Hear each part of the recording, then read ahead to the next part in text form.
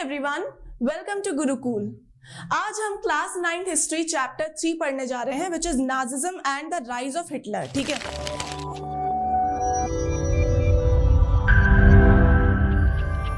देखो नाजिज्म और हिटलर के बारे में हमने कुछ ना कुछ पहले से पढ़ रखा है, सुन रखा है। ठीक है, हिटलर के बारे में हमें पता है कि जर्मन के डिक्टेटर थे और इनकी वजह से काफी भारी मात्रा में, ठीक है, काफी बड़ी क्वांटिटी में मास किलिंग हुई थी जिसको जीनोसाइड कहते हैं। ठीक है, पर्टिकुलरली ज्यूस की। लेकिन हमें पता है और हमें पता होना चाहिए कि जो जीनोसाइड हुई थी वो सिर्फ ज्यूज नहीं थे, बल्कि बहुत सारी अलग अलग सोशल कैटेगरीज थी, सोशल ग्रुप थे। ठीक है, इस चैप्टर में हम वही पढ़ने जा रहे हैं कि किस तरह से नाजिज्म का राइज हुआ, किस तरह से हिटलर पावर में आए, किस तरह से हिटलर को अथॉरिटी मिली, किस तरह से हिटलर ने पावर को कैप्चर कर लिया, जर्मनी के पॉलिटिकल निजाम को, पॉलिटिकल सिस्टम को कैप्चर कर लिया, और किस तरह से जो पूरी जीनोसाइड है वो पॉसिबल हो पाई, and which is very grave, right.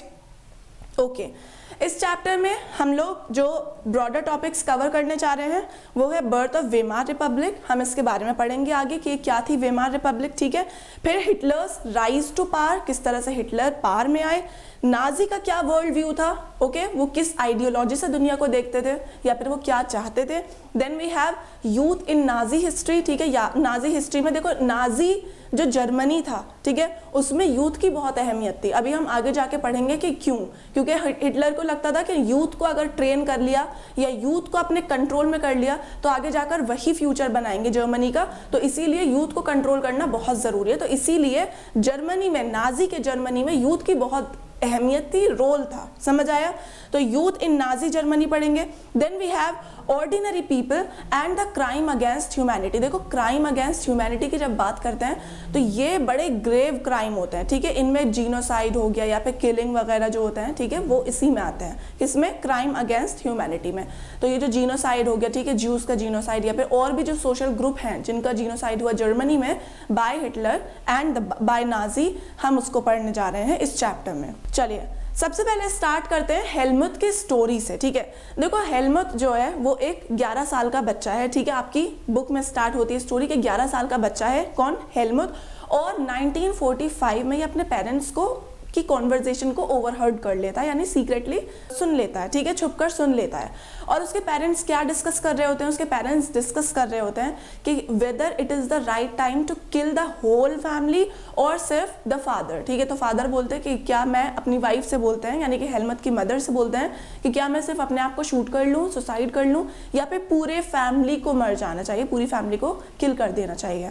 ठीक है, तो ऐसा क्यों था बाद में पता चलता है। ठीक है, ऐसा इसलिए था क्योंकि जो हेलमुथ के फादर थे, ठीक है, वो बहुत ज़्यादा स्कैर्ड थे जब 1945 में जर्मनी की डिफीट हुई। ठीक है, जर्मनी की डिफीट होने के साथ नाजी जो है उनको भी टेक डाउन करना होना पड़ा। ठीक है, नाजी भी टेक डाउन हो गए, और हेलमुथ के जो फादर थे वो क्या थे, नाजी सपोर्टर थे, एडोल्फ हिटलर के सपोर्टर थे। ठीक है, तो अब जब उन्होंने ये देखा कि जर्मनी हार गया है और हमने जो पास्ट में नाजीज ने पास्ट में जो ज्यूज के साथ या फिर और ग्रुप्स के साथ किया है, ठीक है, ब्रूटैलिटीज और एट्रोसिटीज की हैं, अब हमें उसको पे ऑफ करना पड़ेगा, अब हमसे ये लोग बदला लेंगे। ठीक है, हम क्योंकि हार चुके हैं 1945 के वर्ल्ड वॉर सेकेंड के बाद। ठीक है, तो क्या है, हेलमुथ के जो फादर हैं वो सुसाइड कर लेते हैं। ठीक है, और हेलमुथ के दिमाग में टेरर बैठ जाता है। ठीक है, तो इतना टेरर कि 9 साल तक वो अपने घर में खाना भी नहीं खाता है, क्योंकि उसको फियर होता है कि उसकी his mother may poison him. ठीक है,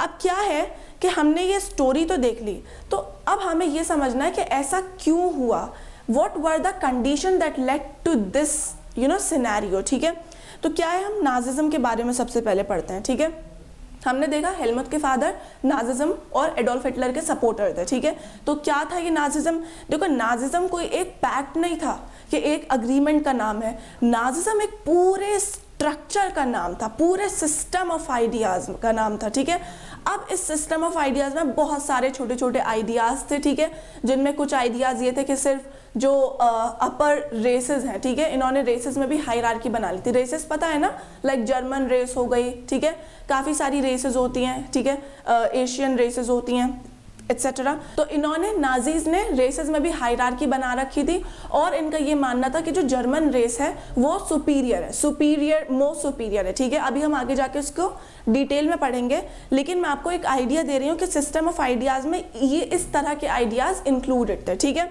तो नाजिज्म क्या है कि एक पूरा सिस्टम ऑफ आइडियाज है, स्ट्रक्चर है, ये एक दो पैक्ट या एग्रीमेंट या आइडिया का नाम नहीं है, बल्कि पूरे स्ट्रक्चर का नाम है about the world and politics, के पॉलिटिक्स और वर्ल्ड किस तरह की होनी चाहिए, ठीक है, नाजिज्म के अकॉर्डिंग। ओके, तो याद रहेगा, आपको ये याद रखना है, नाजिज्म क्या है, system of ideas about the world and the politics, ठीक है। अब क्या है कि 1945 में जर्मनी जो है वो अलाइज को सरेंडर कर देता है। अब देखो हम यहाँ पर वर्ल्ड वॉर सेकेंड की बात कर रहे हैं, यानी कि 1939 से लेकर 1945 तक जो हुई थी, ठीक है। अलाइज में कौन थे, शुरुआत में यूके थी, फ्रांस थी और बाद में यूएसएसआर यानी कि रशिया और यूएसए ऐड हो गए थे, ठीक है। और एक्सिस पावर में जर्मनी, इटली, फ्रांस, ठीक है। तो अब हम क्या बात कर रहे हैं कि 1945 में जर्मनी जो होता है वो, यानी कि एक्सिस पावर का जो जर्मनी था वो अलाइज को क्या कर देता है, सरेंडर कर देता है वर्ल्ड वॉर सेकेंड में, ठीक है। और उस वक्त नाजीज की गवर्नमेंट होती है जर्मनी में, ठीक है। तो क्या होता है कि हिटलर जो होता है और उसका मिनिस्टर जो होता है वो सुसाइड कर लेता है, ठीक है। क्यों, क्योंकि उन्हें पता होता है कि अब हमने जो भी ज्यूस के साथ किया अब हमें उसको पे ऑफ करना पड़ेगा, ठीक है। तो हिटलर एंटिसिपेटेड कि अब उसके साथ क्या होने वाला है, इसीलिए वो खुद ही अपने आप को शूट कर लेता है, ठीक है। तो सुसाइड कर लेता है and along with his family and a minister, ठीक है। तो ऐसा क्यों हुआ, क्योंकि जर्मनी वर्ल्ड वॉर 2 में हार गया था, ठीक है। तो जो विनिंग फोर्सेस थी, जो फोर्सेस जीत गई थी, वो आकर ऑफ कोर्स इन्वेड कर लेती हैं और बदला ले लेती हैं, ठीक है। तो इसीलिए हिटलर कमिटेड सुसाइड और बाय द वॉर एंड क्या हुआ, इंटरनेशनल मिलिट्री ट्रिब्यूनल को सेट किया गया। अब ये इंटरनेशनल मिलिट्री ट्रिब्यूनल क्या है, देखो ये ना एक टेम्परेरी कोर्ट समझ लीजिए आप, ठीक है, इंटरनेशनल मिलिट्री ट्रिब्यूनल। इसमें क्या था कि नाजी के जो वॉर क्रिमिनल्स थे उनको एग्जीक्यूट या फिर उनको पनिश करने के लिए ये कोर्ट, टेम्परेरी कोर्ट सेटअप किया गया था। और किनको पनिश करने के लिए, criminals of crimes against humanity. Crime against humanity क्या होते हैं, ग्रेव क्राइम्स होते हैं, ठीक है, इंसानियत के खिलाफ जो क्राइम्स होते हैं, ठीक है। तो जो क्रिमिनल्स हैं जिन्होंने इनको वायोलेट किया था इंटरनेशनल ह्यूमन राइट्स को, not international but simply human rights को, ठीक है, तो उनको प्रोसिक्यूट करने के लिए या उनको ट्राई करने के लिए क्या बना था, इंटरनेशनल मिलिट्री ट्रिब्यूनल बना था, ठीक है।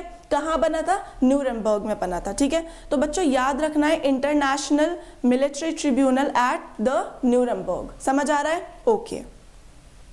ना जर्मनी का जो कंडक्ट था, ठीक है, ड्यूरिंग द वॉर, देखो ये मैं आपको समरी बता रही हूँ, ठीक है, समरी।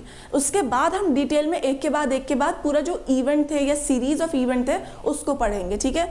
फिलहाल हम जर्मनी की बात कर रहे हैं कि जर्मनी का जो कंडक्ट था ड्यूरिंग द वॉर, ठीक है, वर्ल्ड वॉर 2 की बात कर रहे हैं, उसने मोरल और एथिकल क्वेश्चन रेज किया। मोरल मतलब नैतिक, ठीक है, नैतिकता से रिलेटेड, ठीक है। तो मोरल क्वेश्चन और यानी कि ह्यूमन राइट से रिलेटेड, ठीक है, उन क्वेश्चन को रेज किया और वर्ल्ड वाइड कंडेमनेशन इनवाइट की। अब इसका क्या मतलब है, इसका मतलब यह है कि जब दुनिया में सबको जाहिर है पता ही चलेगा कि जर्मनी में क्या हो रहा है, ठीक है, क्या अफरा तफरी मच रही है। जर्मनी में जेनोसाइड हो रही थी, ठीक है, एक सिलेक्टेड ग्रुप की किलिंग हो रही थी, मास किलिंग हो रही थी, ठीक है। तो क्या देखने को मिला कि जो काफ़ी वर्ल्ड वाइड कंडेमनेशन हुआ या फिर जो अलग अलग कंट्रीज थी उन्होंने कंडेम किया जर्मनी को और जर्मनी के एक्शंस को क्या किया, रेजिस्ट किया या फिर उनकी मुखालफत करी, समझ आया। तो ये हो गया हमारा, क्या है ये हमारा एक तरह से समरी हो गई, ठीक है, कि 1945 के बाद जर्मनी को सरेंडर करना पड़ा, हिटलर ने सुसाइड कर ली, उसके बाद क्या बना, इंटरनेशनल मिलिट्री ट्रिब्यूनल बना, इसके न्यूरेमबर्ग पे बना और इस ट्रिब्यूनल ने क्या किया, वॉर क्रिमिनल्स को या फिर क्राइम अगेंस्ट ह्यूमैनिटी के क्रिमिनल्स को प्रोसिक्यूट किया। और जर्मनी का जो कंडक्ट था during the war, it raise moral और एथिकल क्वेश्चन, समझ आया। चलिए अब भाई जब हम बात कर रहे हैं, हमने बात करी कि जर्मनी के वॉर क्राइम्स की बात करी, ठीक है, तो ये वॉर क्राइम क्या थे आखिर, ठीक है, let's have a look. Okay, देखो वर्ल्ड वॉर सेकेंड के प्रिटेक्स में ना, कि वर्ल्ड वॉर सेकेंड की आड़ में क्या किया, जर्मनी ने जेनोसाइडल वॉर शुरू कर दी। अब जेनोसाइडल वॉर क्या है, इसका मतलब है कि मास मर्डर और of selected group of innocent Europeans, ठीक है।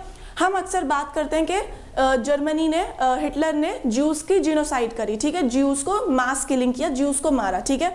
आपने diary of a young girl by Anne Frank सुन रखी होगी, ठीक है।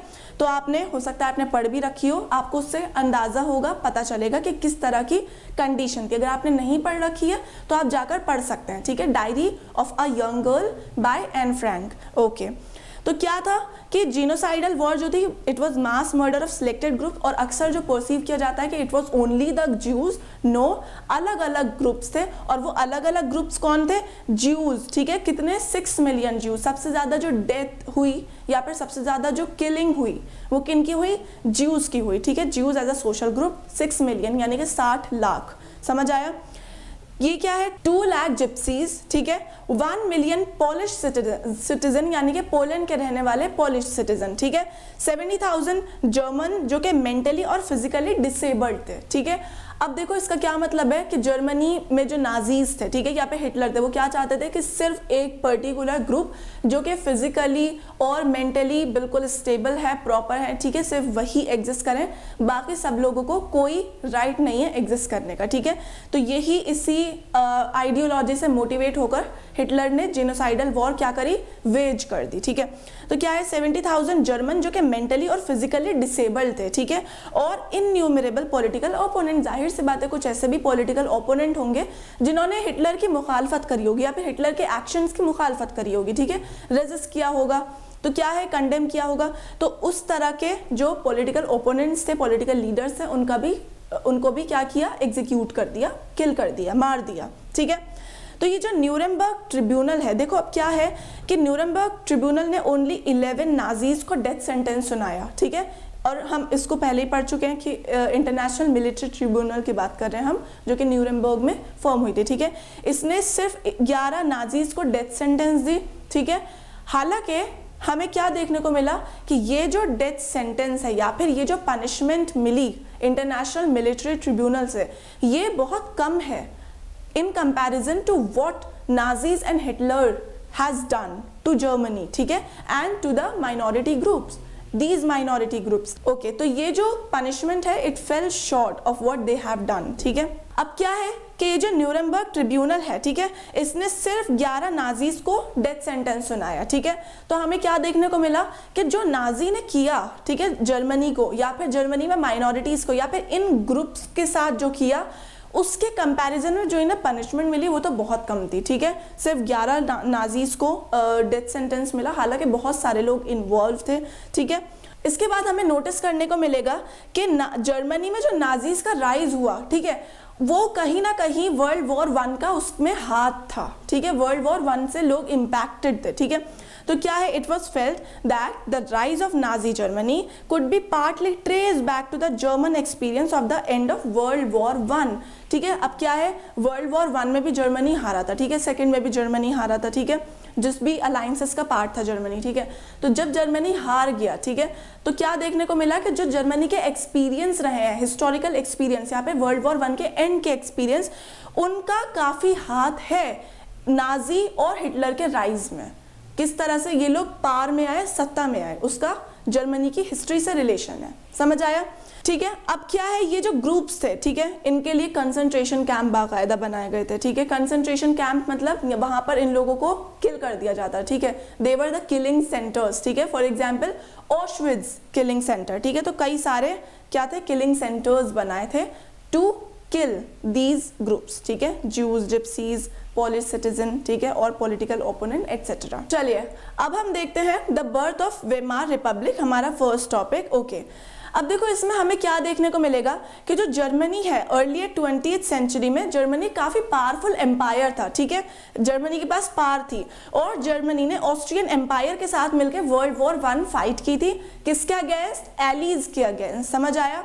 तो इन लोगों ने, जर्मनी ने और इन कंट्रीज ने, ऑस्ट्रिया ने क्या सोचकर वॉर ज्वाइन की थी कि जो वॉर है, ठीक है, हमें इससे क्विक विक्ट्री मिल जाएगी, ठीक है, क्विक विक्ट्री, क्विक जीत, राइट। और क्विक विक्ट्री मिलेगी तो हम ऑक्यूपाई कर सकते हैं, ठीक है, हमें गेन मिल जाएगा, पॉलिटिकल गेन मिल जाएगा या फिर वॉर गेन मिल जाएगा। फॉर एग्जाम्पल वॉर गेन का क्या मतलब है कि टेरिटरी ऑक्यूपाई कर ली, ठीक है, जो जीत जाता है वो टेरिटरी ऑक्यूपाई कर लेता है ना, उसी की बात कर रहे हैं, ठीक है। तो all join war for quick gain, इन्हें लगा कि हम आसानी से कुछ हमें मिल सकता है टेरिटरी या फिर रिसोर्सेज, ठीक है। लेकिन इन्होंने ये रियलाइज नहीं किया कि जो वॉर थी वो खिंच गई, स्ट्रेच हो गई, और क्या हुआ कि यूरोप की जो रिसोर्सेज थी वो ड्रेन होने लगी, ठीक है। तो हमें क्या देखने को मिलेगा कि जो दो वर्ल्ड वॉर्स हुई, ठीक है, वर्ल्ड वॉर 1, वर्ल्ड वॉर 2, इन दोनों में हमें देखने को मिलेगा जो यूरोप की रिसोर्सेज थी वो ड्रेन होने लगी, और यूरोप पहले लोगों को क्रेडिट देता था, ठीक है, लेकिन अब वॉर के बाद यूरोप को क्रेडिट लेना पड़ रहा है, लोगों से बोरो करना पड़ रहा है, ठीक है। क्यों? क्योंकि अपना पैसा सब वॉर में लग चुका है, ठीक है, इस तरह से समझिए। अब क्या है कि जर्मनी को इनिशियल गेन्स तो मिला, किस तरह से, बाय ऑक्यूपाइंग फ्रांस और बेल्जियम, ठीक है, लेकिन एलाइज स्ट्रेंथन हो गए कब, यूएस की एंट्री से, ठीक है। तो क्या हुआ, 1917 में यूएस ने वर्ल्ड वॉर में एंट्री ले ली, ठीक है, एंट्री कर ली, और यूएस की एंट्री करने से जो एलाइज थे यानी कि जर्मनी के अगेंस्ट वाली जो पार्टी थी, ठीक है, वो स्ट्रेंथन हो गई, वो मजबूत हो गई। How? Because of US entry in 1917, ठीक है। तो क्या हुआ, एलाइज जो थे वो जीत गए, ठीक है, और जर्मनी को हरा दिया। जर्मनी के साथ साथ सेंट्रल पावर्स को भी हरा दिया। सेंट्रल पावर का पार्ट था ना जर्मनी एम्पायर, तो वही हुआ कि सेंट्रल पावर्स को भी हरा दिया। कब? नवंबर 1918 में। समझ आया? तो दो पावर्स थी, ठीक है, एक में कौन थे, सेंट्रल पावर थे, और दूसरे में क्या थे, एलीज थे, ठीक है। तो एलीज जो थे यूएस एंट्री से स्ट्रेंथन हो गए 1917 में, और फिर उन्होंने सेंट्रल पावर को, जिसका जर्मनी पार्ट था, उसको हरा दिया। समझ आया? और ये हम वर्ल्ड वॉर 1 की बात कर रहे हैं, कब, 1918 में, ठीक है। तो क्या है कि पार्लियामेंट्री जर्मनी की जब हम बात करेंगे तो हमें क्या देखने को मिलेगा कि जो पार्लियामेंट्री पार्टीज थी जर्मनी में, ठीक है, उनको अपॉर्चुनिटी मिल गई टू रिकास्ट जर्मन पॉलिटी, ठीक है। और ये अपॉर्चुनिटी इन्हें कैसे मिली? ये अपॉर्चुनिटी इन्हें दो चीज़ों से मिली। वो दो चीज़ें क्या थी कि एक तो इंपीरियल जर्मनी हार गया था वॉर में, ठीक है, तो एक तो ये, ठीक है, तो ऑलरेडी पॉलिटिकल इंस्टेबिलिटी थी, ठीक है। क्यों? क्योंकि सारा जो ध्यान था या फोकस था वो वॉर में था, ठीक है, इस तरह से समझो। तो डिफीट ऑफ इंपीरियल जर्मनी, और दूसरा क्या था, एब्डिकेशन ऑफ द एम्पेरर, यानी कि जो एम्पेरर थे जर्मनी में उनका एब्डिकेशन, यानी कि उनको उनकी पावर से हटा दिया था, वो अपनी पावर से हट गए थे, यानी कि एम्पेरर जो थे, ठीक है। तो इन दो रीजन की वजह से क्या हुआ कि जो पार्लियामेंट्री पार्टीज थी जर्मनी में, उनको अपॉर्चुनिटी मिल गई, उनको मौका मिल गया कि जो जर्मन पॉलिटी है उसको दोबारा से रीशेप कर सके या फिर रिकास्ट कर सके, ठीक है। अब क्या हुआ, कुछ पार्लियामेंट्री पार्टीज वीमार पर मिली, वीमार एक जगह का नाम है, ठीक है। तो यहाँ पर पार्लियामेंट्री पार्टीज आकर मिली और उन्होंने नेशनल असेंबली जो है वो डिक्लेयर कर दी, ठीक है। तो ये नेशनल असेंबली यानी कि जिसको पार्लियामेंट्री पार्टी जिसको कॉन्स्टिट्यूट कर रही थी वो आकर मिली और नेशनल असेंबली डिक्लेयर कर दी। इसके बाद क्या हुआ कि इस असेंबली ने, इस नेशनल असेंबली ने, वीमार नेशनल असेंबली के नाम से जाना जाता है, ठीक है। तो इस वीमार नेशनल असेंबली ने क्या किया, एक डेमोक्रेटिक कॉन्स्टिट्यूशन स्टैब्लिश कर दिया और एक फेडरल स्ट्रक्चर स्टैब्लिश कर दिया, ठीक है। तो याद रखना है कि वीमार पर ये सब पार्टीज मिली और नेशनल असेंबली जो है वो डिक्लेयर कर दी, स्टैब्लिश कर दी। और इस नेशनल असेंबली ने क्या किया, एक नंबर 1 डेमोक्रेटिक कॉन्स्टिट्यूशन स्टैब्लिश कर दिया, नंबर 2 फेडरल स्ट्रक्चर स्टैब्लिश कर दिया। फेडरल स्ट्रक्चर मतलब, देखो फेडरल का मतलब होता है कि जिसमें पावर डिवाइड हो। जैसे हम अपनी कंट्री की बात करें तो कुछ पावर सेंट्रल गवर्नमेंट के पास है ना, कुछ पावर स्टेट गवर्नमेंट के पास है, ठीक है, कुछ पावर जो सेंटर पे गवर्नमेंट है उसके पास है, कुछ जैसे मैं दिल्ली में हूँ फॉर एग्जांपल, तो कुछ पावर जो है वो दिल्ली की गवर्नमेंट के पास है, ठीक है। तो यानी पावर का जो डिवीजन होता है, ठीक है, पावर का जो बंटवारा होता है गवर्नमेंट के अलग अलग लेवल पर, अलग अलग स्तर पर, उसको हम कहते हैं फेडरलिज्म, ठीक है। तो फेडरल स्ट्रक्चर मतलब कि division of power at different levels of a country और ऑफ अ गवर्नमेंट, ठीक है। तो इस वीमार असेंबली ने एक फेडरल स्ट्रक्चर और एक डेमोक्रेटिक कॉन्स्टिट्यूशन क्या कर दिया, स्टैब्लिश कर दिया, ठीक है। अब क्या है कि जो डिप्यूटीज थे, ठीक है, they were now elected to the Reichstag on the basis of equal and universal vote, ठीक है। तो इक्वल और यूनिवर्सल वोट यानी कि यूनिवर्सल एडल्ट फ्रेंचाइजी पढ़ चुके हैं हम, ठीक है। और इसमें विमेन भी इंक्लूडेड थी। देखो इस टाइम में, जिस टाइम हम बात कर रहे हैं जर्मनी की, इस टाइम काफ़ी कंट्रीज ऐसी थी जहां पर विमेन के पास राइट टू वोट नहीं था। जैसे फ्रांस है, फ्रांस में 1946 में राइट टू वोट मिला विमेन को, समझ आया, फ्रेंच रेवोल्यूशन के भी काफ़ी टाइम के बाद, ठीक है। तो हम जर्मनी के उस टाइम की बात कर रहे हैं जब लोगों के पास या फिर स्टेट के पास राइट टू वोट नहीं था विमेन के पास, ठीक है। तो अब जिन डिप्यूटीज की बात कर रहे हैं, दे वर इलेक्टेड टू द राइक्सटाग। राइक्सटाग क्या है? राइक्सटाग जर्मन की पार्लियामेंट का नाम है, ठीक है, याद रखना। तो राइक्सटाग में जो इलेक्ट हो रहे थे वो किस बेसिस पे इलेक्ट हो रहे थे? इक्वल और यूनिवर्सल वोट, जो कि सब लोग वोट करेंगे, ऐसे नहीं कि सिर्फ प्रॉपर्टी वाले लोग वोट करेंगे, ठीक है, जिनमें विमेन भी इंक्लूडेड है, ठीक है। तो सब लोगों के पास वोट करने का अधिकार था, ओके। लेकिन देखो इन सब चीज़ों के बावजूद कि ये जो रिपब्लिक थी, वेमार रिपब्लिक, ठीक है, इसने एक डेमोक्रेटिक कॉन्स्टिट्यूशन बनाया, इसने एक फेडरल स्ट्रक्चर बनाया, इसने क्या किया? यूनिवर्सल वोट इस्टेब्लिश करी कि सब लोगों के पास वोट करने का अधिकार है, इंक्लूडिंग विमेन, ठीक है। तो सारी डेमोक्रेटिक जो फीचर्स थे वो थे इसमें। लेकिन उसके बावजूद क्या हुआ कि ये जो रिपब्लिक थी, it was not well receive by the people, ठीक है। लोगों ने इसको बहुत गर्मजोशी से या फिर बहुत अच्छे से रिसीव नहीं किया, ठीक है। अब क्यों नहीं किया? उनका भी रीज़न है, इसलिए नहीं किया क्योंकि वर्ल्ड वॉर फर्स्ट के एंड पर जर्मनी को कुछ शर्तों को मानना पड़ा, ठीक है। जाहिर सी बात है, जो हारी हुई कंट्रीज होती हैं, ठीक है, दो पार्टीज या दो फैक्शन लड़ रहे हैं, ठीक है, तो जो हार जाती है उसको कुछ शर्तों को मानना पड़ता है ना, या फिर कुछ अपना चीज़ों के लिए कॉम्प्रोमाइज़ करना पड़ता है जिस चीज़ के लिए वो लड़ रहे थे, समझ आ रहा है। तो जब जर्मनी हार गया वर्ल्ड वॉर 1 के एंड पर, तो क्या हुआ कि जर्मनी को कुछ चीज़ों से कॉम्प्रोमाइज़ करना पड़ा, ठीक है। तो जो टर्म्स थी, ठीक है, जो जर्मनी के ऊपर फोर्स की गई कि नहीं तुम्हें इन टर्म्स को मानना ही है। क्यों मानना है? क्योंकि तुम हारे हुए हो, समझ आया। तो इन टर्म्स की वजह से जो लोगों में गुस्सा था, ठीक है, लोगों को लग रहा था कि हम लोग बहुत डिमोरलाइज हो गए थे और लोगों में गुस्सा था और ह्यूमिलिएशन था, ठीक है। ह्यूमिलिएशन मतलब एम्बैरेसमेंट, हार की एम्बैरेसमेंट, ठीक है।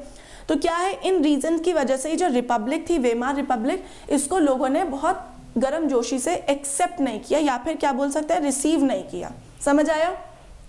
डिस्पाइट द फैक्ट कि इस वेमार रिपब्लिक में काफ़ी सारे डेमोक्रेटिक फीचर थे, including the democratic constitution and right to vote etcetera, ठीक है। अब देखो हम जब इस मैप को देखेंगे तो हमें क्या देखने को मिलेगा? Okay, right. तो ओके, ये जो मैप है, this is Germany after the Versailles treaty, समझ आया है। अब हम इसमें देख सकते हैं जर्मनी 1914, यानी कि ये वाला जो है ये पूरा जर्मनी है ऑफ 1914, 1914 का, वॉर के एकदम स्टार्टिंग का, ठीक है। फिर हमें क्या देखने को मिलेगा कि लैंड टेकन फ्रॉम जर्मनी, ठीक है, ये वाला जो पार्ट है, ओके, ये हो गया, ये हो गया, ये हो गया, ये कौन सी लैंड है? ये जर्मनी से ले ली गई थी, ठीक है, जर्मनी से छीन ली गई थी, ठीक है। अभी आप इन सबको समझिए, फिर मैं आपको बताऊंगी कि मैं ये सब आपको क्यों बता रही हूँ, ठीक है। फिर क्या है? Land under league of nation. देखो लीग ऑफ नेशन क्या था? लीग ऑफ नेशन जैसे आज यूनाइटेड नेशन है ना, ऐसा ही लीग ऑफ नेशन था, ठीक है, ओके। और डीमिलिटराइज जोन, ठीक है। अब ये जो आपको राइन लैंड यहाँ पर लिखा हुआ दिख रहा है, ठीक है, ये डीमिलिटराइज जोन था, यानी कि यहाँ से जर्मनी की जो ट्रूप्स थी उनको निकाल दिया था और इस एरिया को मिलिट्री से बिल्कुल साफ कर दिया था। अब यहाँ पर कोई मिलिट्री नहीं थी, ठीक है। तो जाहिर सी बात है, जब मिलिट्री नहीं है सेफगार्ड करने के लिए, तो ये एरिया कमज़ोर हो गया और जो एनिमी है उनके पास चला गया, ठीक है। अब हमने ये देख लिया अलग अलग जोन्स, ठीक है, जर्मनी में 1914 जर्मनी का मैप हमने देख लिया, ठीक है। अब हमें बच्चों इससे ये देखने को मिलेगा कि जर्मनी का हमें लॉस देखने को मिलेगा, ठीक है, कि इतनी सारी जो लैंड थी वो किसके पास चली गई? एनिमी स्टेट के पास चली गई, ठीक है। और फिर ये डिमिलिटराइज हो गया राइन लैंड वाला एरिया, ठीक है। तो जर्मनी के पास क्या ही बचा, ठीक है। तो इस लैंड से हमें एक आइडिया मिल जाएगा, ठीक है। तो Germany after the Versailles treaty का मैप है ये। चलिए, अब जब हमने जर्मनी का मैप देख लिया, जर्मनी का मैप समझ लिया, ठीक है, मैप से समझा। अब देखो क्या है ये वर्सेल, हमने ऊपर क्या देखा था? Germany after the Versailles treaty, ठीक है। तो ये वर्सेल्स क्या है? देखो वर्सेल्स जो है वो एक जगह का नाम है जर्मनी में, ठीक है। तो क्या है, यहाँ पर पीस ट्रीटी हुई थी। किसके बीच में पीस ट्रीटी हुई थी? जर्मनी के बीच में, वेमार रिपब्लिक के बीच में, और किसके बीच में? द एलीज के बीच में, ठीक है। एलीज मतलब जिन लोगों से हारे थे जर्मनी, ठीक है, वर्ल्ड वॉर 1 में, ठीक है। तो ये जब पीस ट्रीटी हुई थी वर्सेल्स में with the allies, it was humiliating and harsh. Humiliating का मतलब देखो, एक तो जर्मनी पहले ही वर्ल्ड वॉर 1 में हार गया था, ठीक है, ऊपर से इस पीस ट्रीटी में जर्मनी को काफ़ी सारी अपने रिसोर्सेज से कॉम्प्रोमाइज़ करना पड़ा, ठीक है। काफ़ी सारी रिसोर्सेज जो है वो एनिमी के पास चली गई, ठीक है, दूसरे कंट्रीज़ के पास चली गई। तो इसी वजह से ये जो पीस ट्रीटी थी ये काफ़ी ह्यूमिलेटिंग थी और हार्श थी, ठीक है। तो जर्मनी लॉस्ट, जर्मनी को जो जर्मनी की जो ओवरसीज कॉलोनीज थी, ठीक है, उनको उनसे हाथ धोना पड़ा, ठीक है। किसको देना पड़ा? फ्रांस को, पोलैंड को, डेनमार्क को, लिथुआनिया को। अब देखो तुम यहाँ पर देखो, हमने शुरू में क्या पढ़ा था कि जर्मनी ने इनिशियल गेन किया बाय ऑक्यूपाइंग बेल्जियम एंड फ्रांस, ठीक है, लेकिन अब सिचुएशन एकदम पलट गई है, ठीक है। अब जर्मनी को अपनी टेरिटरी से हाथ धोना पड़ा, और किसने ले ली जर्मनी की टेरिटरीज? इन कंट्रीज ने, फ्रांस, पोलैंड, डेनमार्क और लिथुआनिया, ठीक है। तो ये जर्मनी की सारी आस पड़ोस की कंट्रीज हैं, राइट। तो क्या हुआ, हम देखते हैं एक बार क्या क्या थी रिसोर्सेज जिनसे जर्मनी को हाथ धोना पड़ा। 1/10 ऑफ इट्स पॉपुलेशन, ठीक है। आप खुद सोचो, एक जगह पर 100% पॉपुलेशन है, उसका 1/10 पार्ट, ठीक है, वो जर्मनी को हाथ धोना पड़ा, यानी कि दूसरे कंट्री के पास चला गया, ठीक है। 13% of its territory, guys 13% is बहुत, ठीक है। When we talk about the gains, ठीक है, वॉर गेन, तो 13% काफ़ी होता है, right. 75% of its iron and 26% of its coal, ठीक है, ये भी काफ़ी हो गया, ठीक है। ये काफ़ी ये जो रिसोर्सेज हैं, आयरन हो गया, कोल हो गया, ये कंट्री की इकोनॉमी के लिए काफ़ी ज़्यादा क्रूशियल होती हैं, इंपॉर्टेंट होती हैं, ठीक है। तो ये भी 75% of its iron, it's too much, ठीक है, मेजॉरिटी पार्ट ऑफ आयरन, और 26% ऑफ इट्स कोल। और साथ ही साथ क्या हुआ, एलीट पावर्स जो थी उन्होंने जर्मनी को डीमिलिटराइज कर दिया। डीमिलिटराइज का मतलब क्या होता है कि जो कंट्री है या फिर जो एरिया है वहाँ से मिलिट्री को हटा दिया, ठीक है। मिलिट्री को हटा दिया तो जाहिर सी बात है उस कंट्री या उस एरिया को प्रोटेक्ट करने के लिए, सेफ गार्ड करने के लिए कोई नहीं बचा, ठीक है। तो क्या हुआ कि जब कोई नहीं बचा तो जाहिर सी बात है वो वीक हो गया, वो एरिया वीक हो गया। यानी मिलिट्री हटा दी तो वो एरिया ऑटोमेटिकली वीक हो गया, राइट। अब वो ससेप्टेबल है या फिर वल्नरेबल है, कोई भी आकर उसमें कुछ भी कर सकता है, ठीक है। क्यों? क्योंकि मिलिट्री नहीं है उसको प्रोटेक्ट करने के लिए, ठीक है। तो ये सब लॉस थे जो जर्मनी को देखने पड़े, और ये किस में देखने पड़े? 1919 की वर्सेल्स ट्रीटी में। और ये ट्रीटी किसके बीच में हुई थी? एलीज के बीच में हुई थी और जर्मनी की वेमार रिपब्लिक के बीच में हुई थी, ठीक है। अब ये वॉर गिल्ड क्लॉज क्या था? वॉर गिल्ड क्लॉज जो था उसमें जर्मनी को रिस्पॉन्सिबल ठहराया कि भाई जितना भी एलीज का या एलाइड कंट्रीज का जितना भी लॉस हुआ है वॉर में, उस सब के जिम्मेदार, उस सब की रिस्पॉन्सिबिलिटी तुम्हारी है। तुम्हारी किसकी? जर्मनी की, ठीक है।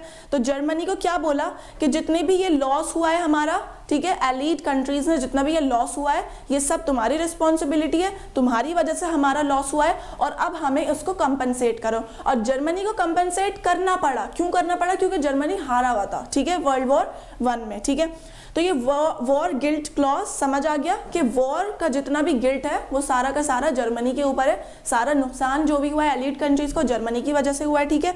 तो जर्मनी क्या हुआ? इट वाज फोर्स्ड टू पे 6 बिलियन यूरो, ठीक है, एज कंपनसेशन। कंपनसेशन के तौर पे जर्मनी को 6 बिलियन यूरो देने पड़े। किनको? एलाइज को, ठीक है, एलीज को। तो क्या हुआ इन्होंने, तो क्या देखने को मिला कि सारा का सारा जो भी वॉर का गिल्ट था या फिर वॉर की रिस्पॉन्सिबिलिटी थी वो सब जर्मनी के ऊपर ठहरा दी, ठीक है। तो जर्मनी एक तो ऑलरेडी सारे जर्मनी के पास से रिसोर्सेज चली गई थी, ठीक है, जा रही थी। हमने देखा ये 75% ऑफ आयरन एटसेट्रा।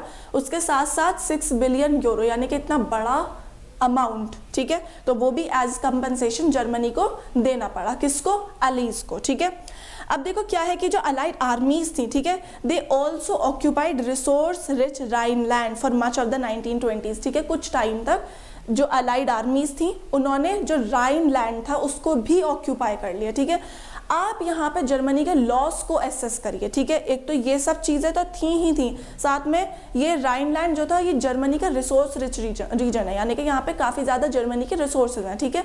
तो किन्होंने? अलाइड आर्मीज ने इन सबको क्या कर लिया? ऑक्यूपाई कर लिया, ठीक है। तो कहाँ पर है? मैप में देखते हैं, ये वाला जो पार्ट है ये राइनलैंड है, समझ आ रहा है? ओके अब क्या हुआ कि इन सब चीज़ों की वजह से, ठीक है, इन सब फैक्टर्स की वजह से जो काफ़ी जर्मन थे उन्होंने क्या करा, उन्होंने वेमार रिपब्लिक को रिस्पॉन्सिबल ठहराया कि ये जितनी भी हमें लॉस हो रहा है जर्मनी को, हम जर्मन्स को जितना भी ये लॉस हो रहा है कि हमारे पॉपुलेशन चली गई, हमारे रीजन चले गए, रिसोर्स रिच राइनलैंड चला गया, ठीक है, इन सब ये सब वेमार रिपब्लिक की वजह से हो रहा है। वेमार रिपब्लिक वीक है, ठीक है, तो इसीलिए काफ़ी जर्मन ने क्या किया, वेमार रिपब्लिक को रिस्पॉन्सिबल ठहराया फॉर द वॉर डिफीट, कि ये जो वॉर में डिफीट हुई है, हम ये जो वॉर में हारे हैं, ये हमारा जो भी ह्यूमिलिएशन हुआ है वर्सेल्स में वो आपकी वजह से हुआ है, आप रिस्पॉन्सिबल है। आप कौन, वेमार रिपब्लिक, ठीक है। तो काफ़ी लोगों ने वेमार रिपब्लिक को रिस्पॉन्सिबल ठहराना शुरू कर दिया। अब देखो हमने ये पढ़ लिया, अब हम इफेक्ट्स ऑफ द वॉर देखते हैं, ठीक है, वॉर के क्या इफेक्ट हुए। ये तो हम देख ही चुके हैं कि जर्मनी के ऊपर क्या वॉर के इफेक्ट हुए। अब हम इसको एक बार ओवरऑल सेंस में देखते हैं, ठीक है। ओके देखो ये जो वॉर थी यूरोप के ऊपर, उसका वॉर का बहुत डेवेस्टेटिंग इम्पैक्ट पड़ा। डेवेस्टेटिंग इम्पैक्ट का क्या मतलब है, हम पहले बात कर चुके हैं कि यूरोप के जो भी रिसोर्सेज थे वो ड्रेन होने लगी, ठीक है, सारा का सारा पैसा किस में लग गया, वॉर में लग गया, ठीक है। अब क्या है कि यूरोप जो था वो क्रेडिटर से डेप्टर बन गया। पहले क्या था, यूरोप क्रेडिट देता था, ठीक है, लोगों को पैसा देता था। अब क्या है कि लोगों से पैसा ले रहा है, ठीक है, क्यों, क्योंकि सारा का सारा पैसा उसका वॉर में लग चुका है, ठीक है। तो क्रेडिटर से डेप्टर बन गया यूरोप, ठीक है। अब ये जो इन्फेंट वेमार रिपब्लिक थी, इन्फेंट का क्या मतलब है कि देखो वेमार रिपब्लिक कमजोर थी, ठीक है, भले ही डेमोक्रेटिक थी, सब उसने डेमोक्रेटिक स्ट्रक्चर स्टैब्लिश किया था, बट स्टिल वेमार रिपब्लिक कमजोर थी। क्यों, क्योंकि कोई भी रिपब्लिक या कोई भी इंस्टीट्यूशन लोगों से मजबूत बनता है, ठीक है। हिटलर था या फिर नाजी जो पार्टी थी वो थी, ठीक है, तो वो क्यों कर पाई जिनोसाइड, क्यों, क्योंकि लोगों का भी सपोर्ट था, ठीक है, लोग अपोज नहीं कर रहे थे, या फिर जो थोड़े बहुत लोग अपोज कर रहे थे उनको पनिश कर दिया जाता था, ठीक है, या फिर उनको एग्जीक्यूट कर दिया जाता था, ठीक है। तो इतना तो हमें पता है कि लोग ही हैं जो इंस्टीट्यूशंस को मजबूत बनाते हैं, ठीक है। तो क्या हुआ कि ये जो वेमार रिपब्लिक थी इसको इन्फेंट इसलिए कहा जा रहा है क्योंकि इट वाज फ्रेजाइल, ठीक है, कमजोर थी, लोगों का सपोर्ट नहीं था। पहले ही पढ़ चुके हैं, it was Weimar republic was not well received by the people because of the humiliation it had to face at the Versailles treaty, ठीक है। और लोगों ने वॉर का भी जिम्मेदार किसको ठहराया, वेमार रिपब्लिक को ठहराया, ठीक है। तो वेमार रिपब्लिक जो था it was made to pay for the sins of older empire, के ओल्डर एम्पायर जो थे वो तो वॉर में पार्टिसिपेट करके चले गए, ठीक है, वॉर लड़के सारा का सारा पैसा वॉर में लगा के चले गए, ठीक है। अब वेमार रिपब्लिक के ऊपर काम था कि अब वेमार रिपब्लिक को, जर्मनी को दोबारा से रिवाइव करना है, ठीक है। तो क्या था कि ये जो रिपब्लिक है वेमार रिपब्लिक, ठीक है, it carried the burden of war guilt, ठीक है, वॉर का जो गिल्ट था, वॉर की जो रिस्पॉन्सिबिलिटी थी वो किसके ऊपर, वेमार रिपब्लिक के ऊपर आई। और जो नेशनल ह्यूमिलिएशन था यानी कि वर्सेल्स की जो ट्रीटी थी 1919 में, उसमें जो भी ह्यूमिलिएशन था वो सब का सब किसके ऊपर आया, भार वेमार रिपब्लिक के ऊपर आया, ठीक है। और ऊपर से ये जो रिपब्लिक थी इट वाज फाइनेंशियली क्रिपल्ड, ठीक है, फाइनेंशियली भी इतनी मजबूत नहीं थी।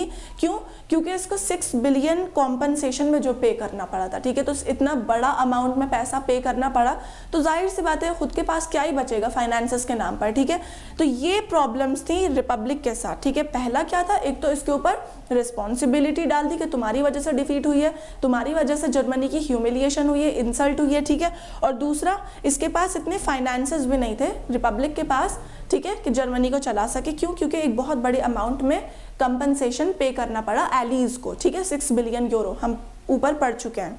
अब ये नवंबर क्रिमिनल्स क्या है, देखो नवंबर क्रिमिनल्स जो है ना वो एक मॉकिंग टर्म है। मॉकिंग टर्म किसके लिए, देखो क्या था, सोशलिस्ट, डेमोक्रेट और कैथोलिक, ठीक है, ये पर्टिकुलर 3 ऐसे ग्रुप थे जो कि वेमार रिपब्लिक को सपोर्ट कर रहे थे, ठीक है। तो जब ये लोग सपोर्ट कर रहे थे तो क्या था, कंजर्वेटिव नेशनलिस्ट सर्कल जो था उन लोगों ने इनके ऊपर अटैक्स करने शुरू कर दिए, ठीक है। तो attacks were common on those people who were supporting the Weimar Republic and who were those socialists, Democrats and Catholic, ठीक है, ये 3 कैटेगरीज, ठीक है। तो क्या है कि लोगों ने इनको मॉकिंगली नवंबर क्रिमिनल्स कहना शुरू कर दिया, किन लोगों को, जो लोग वेमार रिपब्लिक को सपोर्ट कर रहे थे, ठीक है।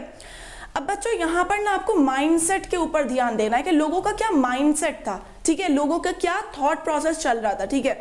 अब लोगों का जो ध्यान था, रुझान था, वो डेमोक्रेसी से शिफ्ट होकर, रिपब्लिक से शिफ्ट होकर कंजर्वेटिव की तरफ जा रहा था, ठीक है। लोग कंजर्वेटिव हो रहे थे और आहिस्ता आहिस्ता लोगों में डिमांड किस चीज की बढ़ रही थी, कंजर्वेटिव डिक्टेटरशिप की, ठीक है। डिक्टेटरशिप आप सबको ऑलरेडी पता है, तानाशाही वाली गवर्नमेंट, राइट। और लोगों का क्योंकि ध्यान उसकी तरफ बढ़ रहा था, इसीलिए हिटलर का राइज हुआ, ठीक है। अब देखो हम एक बात सुनेंगे कि जो भी होता है लोगों की सपोर्ट से होता है, ठीक है। हिटलर जीनोसाइड कर पाया, वाई, बिकॉज लोगों का सपोर्ट था, ठीक है। तो लोगों का जब ध्यान डेमोक्रेसी से हटकर शिफ्ट होकर कंजर्वेटिव डिक्टेटरशिप की तरफ जा रहा था, तो ऑब्वियस सी बात है कि जो कंजर्वेटिव डिक्टेटर हैं, यानी कि हिटलर हो गए, ठीक है, तो उनका राइज आसानी से हो पाएगा, वो आसानी से अथॉरिटी या फिर पावर को सीज कर पाएंगे, कैप्चर कर पाएंगे, राइट। तो उसी माइंडसेट की बात कर रहे हैं यहाँ पर कि the mindset had a major impact on the political developments of 1930s, ठीक है। तो 1930s में जो भी पॉलिटिकल डेवलपमेंट हुआ, देखो मेजर जो डेवलपमेंट हुआ ना, मेजर जो हिटलर पावर में आया, ठीक है, अथॉरिटी में आया, वो 1930s में आया, ठीक है। Adolf Hitler and Nazi party also, ठीक है।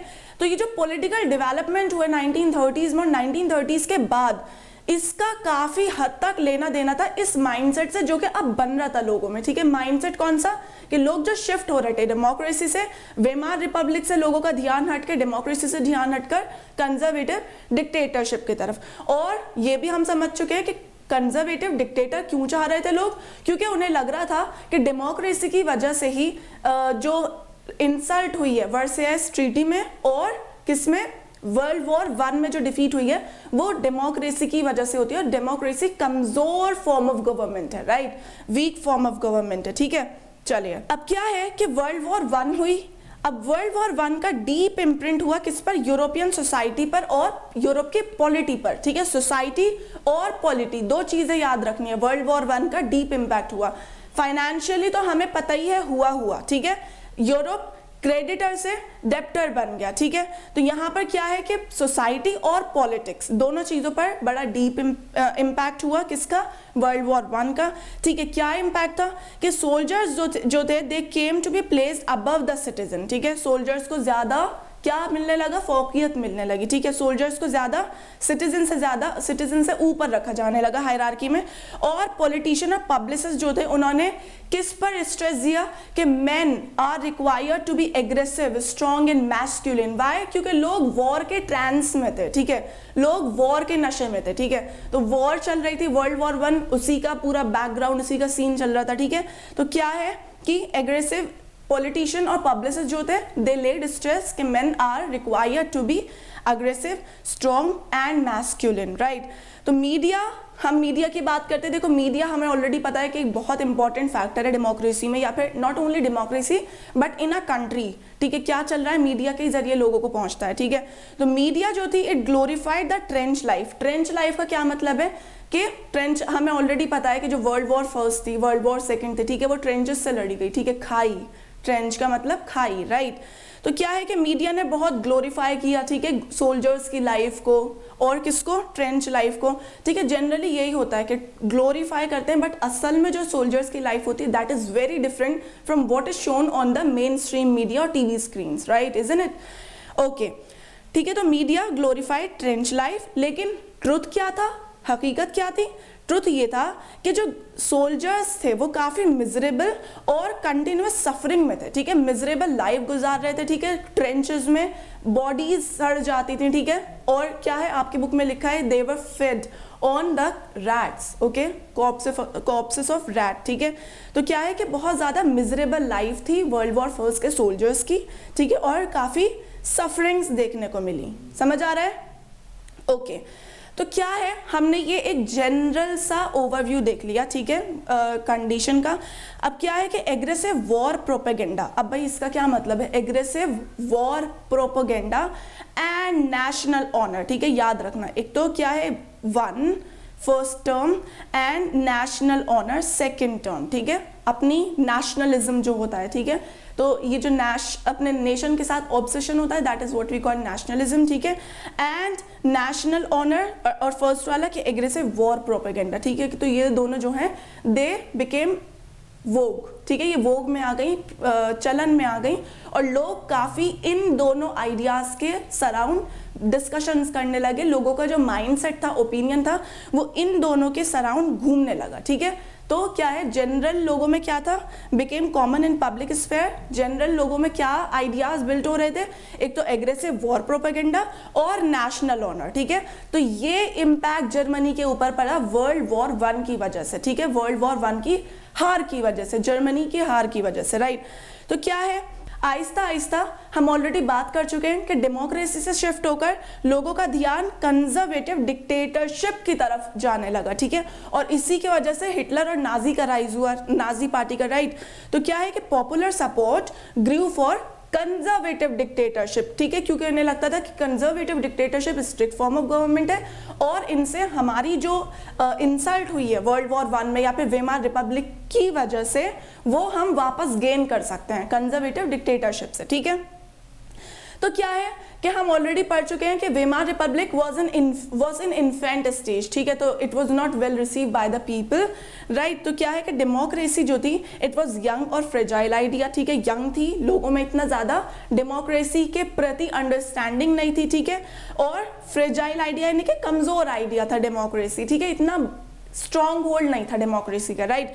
तो इसीलिए जो इंटर वॉर यूरोप था, इंटर वॉर यूरोप का क्या मतलब है कि यूरोप जो कि वॉर के बीच में था, अलग अलग कंट्रीज वॉर में थी, ठीक है। तो क्या है कि democracy could not survive, Europe की जो कंडीशन चल रही थी, वॉर वाली जो कंडीशन चल रही थी, उसके बीच में democracy could not survive, and therefore eventually what we have seen के the rise of Hitler, okay. Now political radicalism and economic crisis, ठीक है। देखो पॉलिटिकल रेडिकलिज्म तो ऑलरेडी चल रहा था, ठीक है, लोगों का ध्यान शिफ्ट हो रहा था डेमोक्रेसी से लेकर किसकी तरफ, डिक्टेटरशिप की तरफ, ठीक है। चेरी ऑन द टॉप, सोने पे सुहागा क्या हुआ कि इकोनॉमिक क्राइसिस आ गया, ठीक है। आगे बढ़ते हैं, व्हाट इज इट, ठीक है। तो क्या है कि ये जो बर्थ ऑफ वेमार रिपब्लिक है, ठीक है, it coincided with the Spartacist league. अब भाई ये स्पार्टिसिस्ट लीग क्या है, देखो जैसे हमने सेकंड चैप्टर में बोल्शेविक के बारे में पढ़ा था, राइट। तो बोल्शेविक के ही अलाइनमेंट में, बोल्शेविक के ही आइडियोलॉजी के अलाइनमेंट में जर्मनी में एक स्पार्टिसिस्ट लीग फॉर्म हो रही थी, ठीक है। तो साथ में क्या है, वेमार रिपब्लिक के फॉर्मेशन के साथ साथ स्पार्टिसिस्ट लीग भी एक ग्रुप था, एक पार्टी थी, ठीक है, वो फॉर्म हो रही थी। और ये किसके पैटर्न पे थी, Spartacist league, it was on the pattern of Bolshevik revolution in Russia, ठीक है। तो जो आइडियोलॉजी बोल्शेविक की थी, कम्युनिस्ट वाली आइडियोलॉजी, उसी आइडियोलॉजी पे ये स्पार्टिसिस्ट लीग फॉर्म हो रही थी, समझ आ रहा है, ओके, ठीक है। अब क्या है, वेमार रिपब्लिक वर्सेस स्पार्टिसिस्ट लीग, ठीक है बच्चों, वर्सेस पे ध्यान दो, ठीक है। इसका वर्सेस का क्या मतलब है कि वेमार रिपब्लिक का क्लैश हो रहा था किससे, स्पार्टिसिस्ट लीग से, ठीक है। तो वेमार रिपब्लिक की जो आइडियोलॉजी थी दैट वाज डिफरेंट, स्पार्टिसिस्ट की आइडियोलॉजी थी that was different, and they wanted different things, okay. So आगे पढ़ते हैं, पहले क्या था ये। तो क्या है कि सोवियत ऑफ वर्कर्स और सेलर्स स्टैब्लिश हुए। सोवियत हम ऑलरेडी पढ़ चुके हैं, सेकंड चैप्टर में क्या होते हैं, सोवियत मींस काउंसिल, राइट। तो क्या है कि वर्कर्स और सेलर्स के जो काउंसिल थी वो स्टैब्लिश हो रही थी, ठीक है।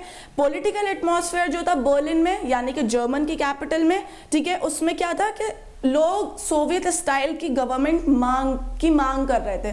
सोवियत स्टाइल गवर्नमेंट का क्या मतलब है, हम ऑलरेडी पढ़ चुके हैं, कम्युनिस्ट फॉर्म ऑफ गवर्नमेंट जहां पे वर्कर की गवर्नमेंट है, राइट, हम पढ़ चुके हैं सेकंड चैप्टर में, ठीक है। तो क्या है कि बर्लिन में, जर्मनी में सोवियत स्टाइल गवर्नमेंट की मांग की शुरुआत हो गई, ठीक है, सोवियत स्टाइल डिमांड होनी शुरू हो गई of what, Soviet style government, ठीक है। तो वेमार रिपब्लिक ने क्या किया, Weimar republic successfully, not successfully but we can say partially successful, okay, in crushing the uprising, ठीक है। ये जो अपराइजिंग हो रही थी वेमार रिपब्लिक के अगेंस्ट, ठीक है, और लोगों में डिमांड्स हो रही थी किसकी, सोवियत स्टाइल गवर्नमेंट की, ठीक है। तो वेमार रिपब्लिक, ठीक है, crush the uprising with the help of a war veteran organization. क्या नाम था उसका ऑर्गेनाइजेशन का, फ्री कोर, ठीक है। तो फ्री कोर क्या था, Freikorps war veteran organization का नाम था, ठीक है। और इस ऑर्गेनाइजेशन की हेल्प ली किसने, वेमार रिपब्लिक ने, क्या करने के लिए, टू क्रश द अपराइजिंग, समझ आ रहा है, ओके। अब क्या है कि जो एंग्विश स्पार्टिसिस्ट थे, ठीक है, हम ऑलरेडी बात कर चुके हैं कि ये किसके अलाइनमेंट में थे, ये बोल्शेविक के अलाइनमेंट में थे, कम्युनिस्ट की, ठीक है। तो ये जो एंग्विश मतलब भड़के हुए या फिर गुस्से में स्पार्टैकस जो थे, उन्होंने क्या फाउंड करी? कम्युनिस्ट पार्टी ऑफ जर्मनी, ठीक है, याद रखना, कम्युनिस्ट पार्टी ऑफ जर्मनी, ठीक है, किसने फाउंड करी? स्पार्टैकस ने, ठीक है। और स्पार्टैकस कौन थे? आप इस तरह से समझिए, वेमार रिपब्लिक वर्सेस स्पार्टैकस, ठीक है, ये दो अलग अलग पार्टी थे जिनका क्लैश हो रहा था आपस में जर्मनी में, ठीक है। तो अब क्या है कि कम्युनिस्ट और सोशलिस्ट जो थे, दे बिकेम इररेकॉन्सिलिएबल, ठीक है, इनको आपस में मिलाया नहीं जा सकता, ठीक है। तो कम्युनिस्ट और सोशलिस्ट, राइट, तो ये क्या हो गए? वेमार रिपब्लिक, ठीक है, और ये क्या हो गए? स्पार्टैकस, कम्युनिस्ट, ठीक है, कम्युनिस्ट पार्टी ऑफ जर्मनी, इन्होंने ही तो फॉर्म की थी ना। तो ये इतने ज्यादा आपस में अलग अलग हो गए, ठीक है, ये दो फैक्शन में इतने ज्यादा इख्तिलाफ हो गए, ठीक है, कि क्या हुआ? जब हिटलर का राइज हुआ तो हिटलर के अगेंस्ट ये लोग कॉमन या फिर एक साथ नहीं आ पाए, ठीक है, समझ आया? तो आपने क्या देखा कि हिटलर का राइज किस लिए भी हुआ? क्योंकि सोसाइटी में भी फैक्शंस में बट रहे थे, ठीक है, तो कम्युनिस्ट सोशलिस्ट हो गया या फिर वेमार रिपब्लिक वर्सेस स्पार्टैकिस्ट हो गया, ठीक है, और इन दोनों में इतना ज़्यादा डिफरेंसेस आ गए कि जब हिटलर का राइज हुआ तो हिटलर के अगेंस्ट ये दोनों एक साथ मिलकर नहीं खड़े हो पाए, ठीक है, why? Because of the differences between these two organization. Which two organization? Spartacus and Weimar Republic. I am repeating the name ताकि आप लोगों को याद हो जाए, ठीक है, आपको याद रखना है इन सब बातों को या फिर इन सब टर्मिनोलॉजीज को। और बच्चों जब हम बात करते हैं रेडिकलाइजेशन या फिर रेडिकलिज्म, पॉलिटिकल रेडिकलिज्म, ठीक है, आपको इन सब टर्मिनोलॉजीज को अपने ध्यान में रखना है। क्यों? क्योंकि जब आप बड़े होकर आगे जाकर पढ़ेंगे तो आपको इन सब टर्मिनोलॉजीज की काफ़ी हेल्प मिलेगी और इन टर्मिनोलॉजीज का मतलब समझिए, ठीक है, ओके। अब देखो क्या है, हमने क्या बात करी थी कि एक तो ऑलरेडी पॉलिटिकल रेडिकलाइजेशन चल रहा था, ठीक है, ऊपर से चेरी ऑन द टॉप क्या आ गया? इकोनॉमिक क्राइसिस भी आ गया। कब? 1923 में। अब ये क्या था economic crisis? Let's have a look. देखो हमने जर्मनी की बात करी, ठीक है, हमने क्या बात करी थी कि वॉर गिल्ड क्लॉज था, और ये जो वॉर गिल्ड क्लॉज था इसमें हमने क्या पढ़ा था? इसमें हमने ये पढ़ा था कि वॉर गिल्ड क्लॉज के तहत जर्मनी को जो वॉर के रेपरेशन थे वो पे करने पड़े थे, ठीक है। जर्मनी के ऊपर क्या आ गया? जितना भी नुकसान हुआ है एलीज का या फिर अलाइड कंट्रीज का, ठीक है, वो किसकी वजह से?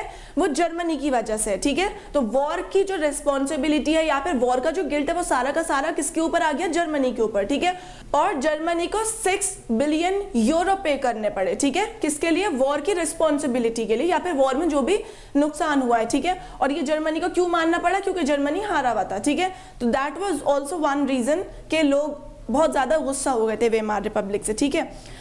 अब क्या है कि जर्मनी को जो ये वॉर के रेपरेशन पे करने थे। अब रेपरेशन का क्या मतलब होता है? ठीक है, रेपरेशन का मतलब देखो, रेपरेशन इसका मतलब होता है कि जो भी हर जाना, ठीक है, जो भी रॉन्ग डूइंग हुई है या पे जो भी गलत किया है उसको कॉम्पेंसेट करने के लिए जो भी हम पे करते हैं, that is what we call reparation, ठीक है, या पे हिंदी में हम उसको हर जाना बोल सकते हैं, ठीक है।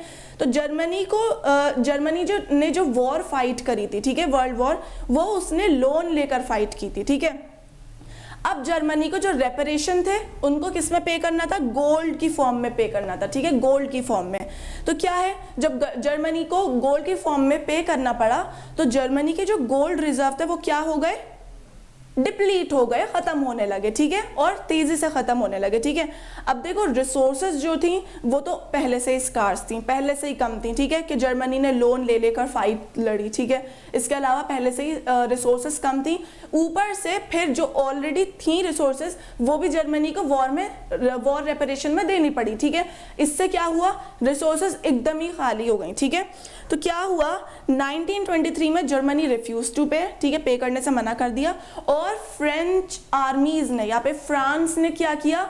जर्मनी का जो रोहर रीजन था, ठीक है, रोहर, ठीक है, okay, let's highlight it, right, okay, जो रोहर रीजन था उसको क्या कर लिया? ऑक्यूपाई करना शुरू कर दिया। किसने?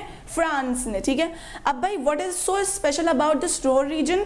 Okay, the special thing is कि ये जो रोहर रीजन है ना, ये जर्मनी का लीडिंग इंडस्ट्रियल एरिया था, ठीक है। कौन सा? रोहर अभी भी है, ठीक है, और यहाँ पर काफ़ी बड़ी क्वांटिटी में कोल प्रोड्यूस होता है, ठीक है। तो क्या है कि the leading industrial area to claim their coal, ठीक है, कोल, ठीक है। तो किसने? French armies occupied this Ruhr region, ठीक है।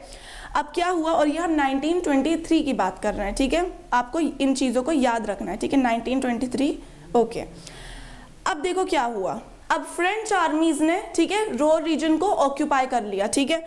अब क्या हुआ कि जर्मनी जो था इट पैसिव रेजिस्टेंस से रिप्लाई किया। पैसिव रेजिस्टेंस मतलब बहुत ज़्यादा जोर शोर से नहीं जवाब दिया, ठीक है, फ्रांस को, क्योंकि ऑलरेडी खुद के पास इतना नहीं थे रिसोर्सेज, राइट।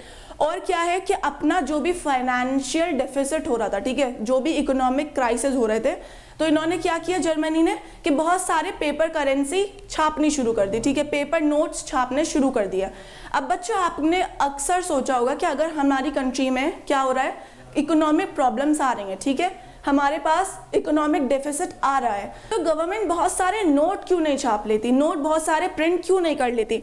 देखो ऐसा इसलिए नहीं कर लेती क्योंकि इससे इन्फ्लेशन आ जाएगी, ठीक है, और सिचुएशन और ख़राब से ख़राब तर हो जाएगी, ठीक है। तो अब हम देखते हैं क्या हुआ कि जर्मनी ने भी यही किया, ठीक है, अपना जो भी इकोनॉमिक डेफिसिट हो रहा था उसको कंपनसेट करने के लिए जर्मनी ने बहुत सारे नोट्स छापने शुरू कर दिए, ठीक है।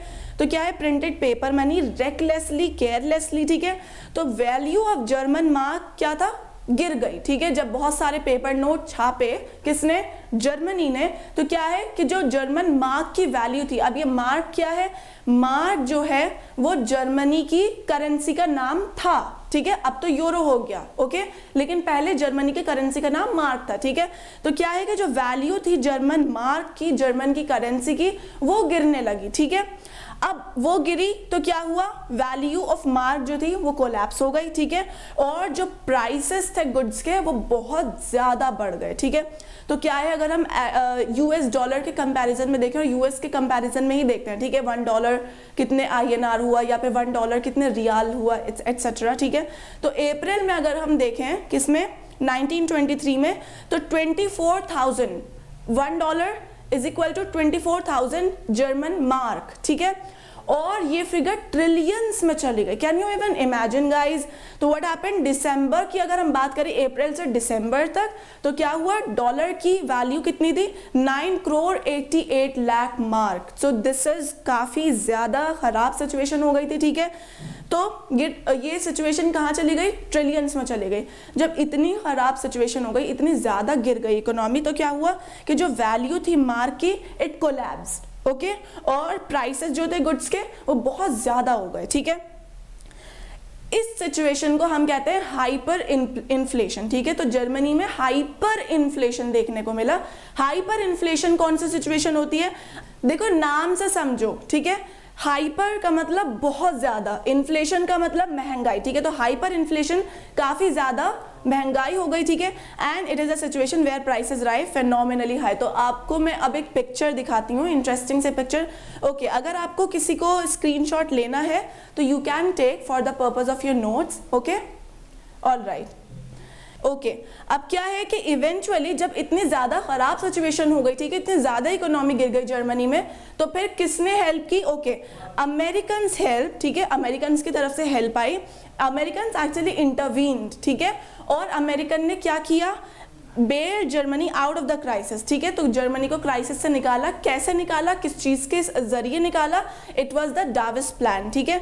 तो ये प्लान 1924 में आया, इंट्रोड्यूस हुआ, ठीक है, डाविस प्लान, और इसने जर्मनी को क्या किया, इस क्राइसिस वाली सिचुएशन से बाहर निकाला, ठीक है।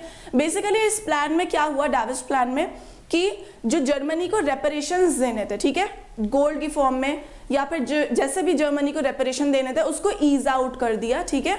और इसी के साथ साथ फ्रांस का जो ऑक्यूपेशन था रोह रीजन का, हमने भी पढ़ा था ना, लीडिंग इंडस्ट्रियल एरिया था, वो भी क्या हुआ, एंड हो गया, समझ आया।